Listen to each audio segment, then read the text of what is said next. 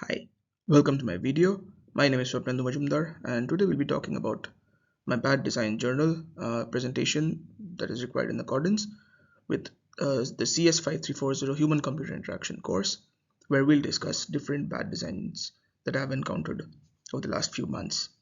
Here we go. So the first one that I've encountered is a design problem with Duolingo, the popular language tutorial app. Duolingo shows repetitive full screen ads during lessons, causing user frustration and disrupting the user flow. So let us take a look at the issue.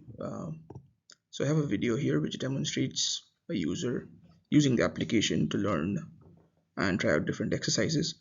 But as you will notice that once it's completed, it randomly throws up um, full screen advertisements which cannot be exited and have to be watched through. This is a clear violation of Nielsen's user control and freedom principle and the heuristic, which interrupts the task flow and affects learning efficiency as well as the user experience. Also, it violates Norman's feedback principle for interaction design. The sudden appearance of ads might not provide adequate feedback on how they related to the user's actions within the app, which could definitely lead to confusion. So let's see how we can solve this problem. We'll move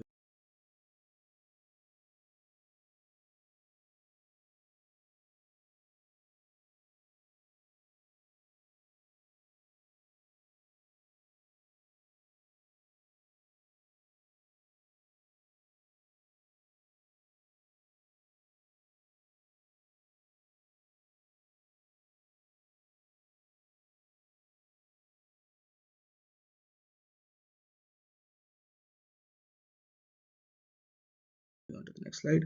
The recommendations that could solve this issue are using smaller banner ads and allowing immediate skipping. The small banners and immediate skipping gives the user control and the emergency exit that they were looking for.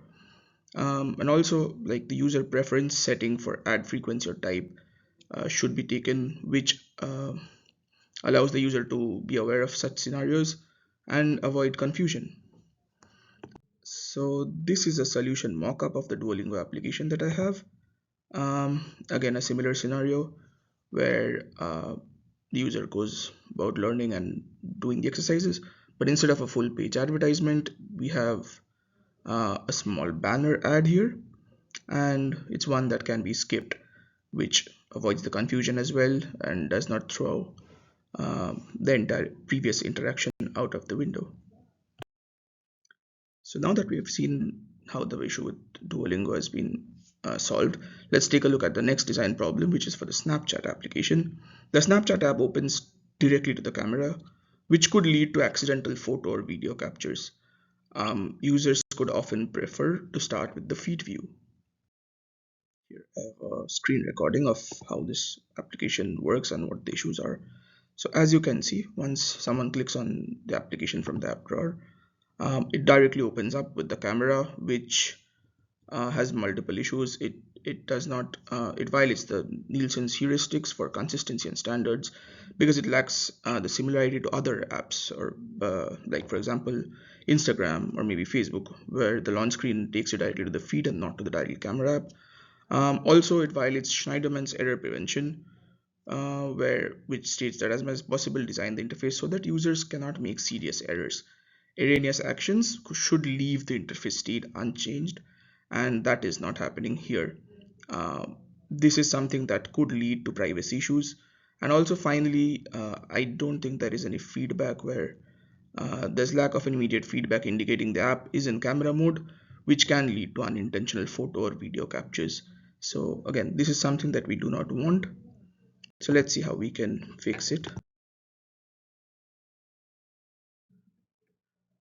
The recommendations that I have for Snapchat to solve this error were to default to the main feed on launch, uh, and also redesign the button for clearer camera affordance once you're onto the feed. And finally, maybe an option in settings to choose a default landing page just in case if any of the users would prefer to directly start the camera upon their own. Um, we will take a look at the solution mockup that we have for Snapchat, which is again a similar video that I have. But instead of opening up with the camera app, it does open up with the feed.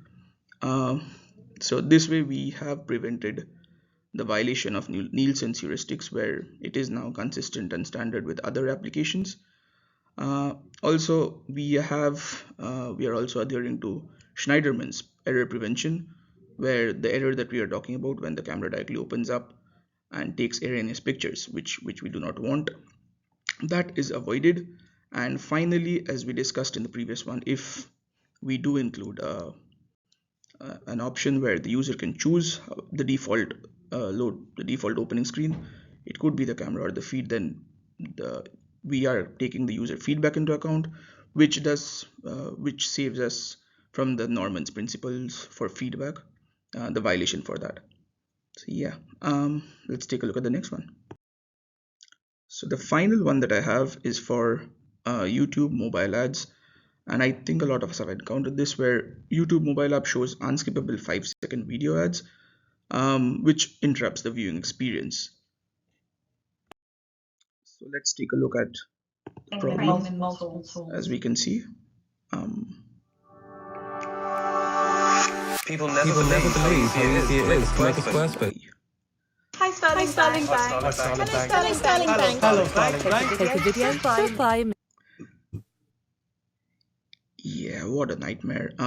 So just opening this one video, well, trying to watch this one video, it just throws out these full page advertisements, and it also takes up everything. There is no control for how to go about. This violates the Nielsen's user control and freedom heuristic, where users will often choose system functions by mistake, and therefore they might just end up going up to the advertisement page by mistake and not by choice. And also, it does not have an emergency exit. The skip button is not available for the foreseeable future, maybe for 4 seconds. They have to just sit with this. It's also not consistent, and therefore violates the Nielsen's heuristics.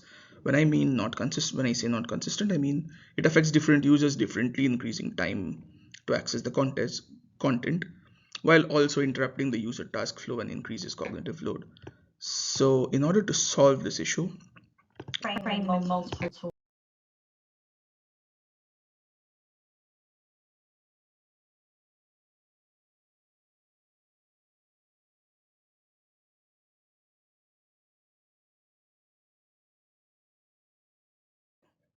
the recommendations that I have are to allow immediate ad skipping. That gives the user control. Use small banner ads that does not lead to confusion, and allows the user to continue whatever they're doing. And finally, an algorithm to adjust ad frequency based on user interaction so that it's consistent for all users. It doesn't have to be like, I don't know, it feels random. So let's take a look at the mockup. And the mockup is the one probable solution that I just discussed, is where instead of a full page advertisement, we could have like a small banner. It does not interrupt with the user's flow, and the user's activity is uninterrupted. No extra actions, and the control lies solely with the user. And with that, we have come to the end of our video. Thank you so much for watching. I'll wait for your comments and instructions. Thanks again. See you. Bye.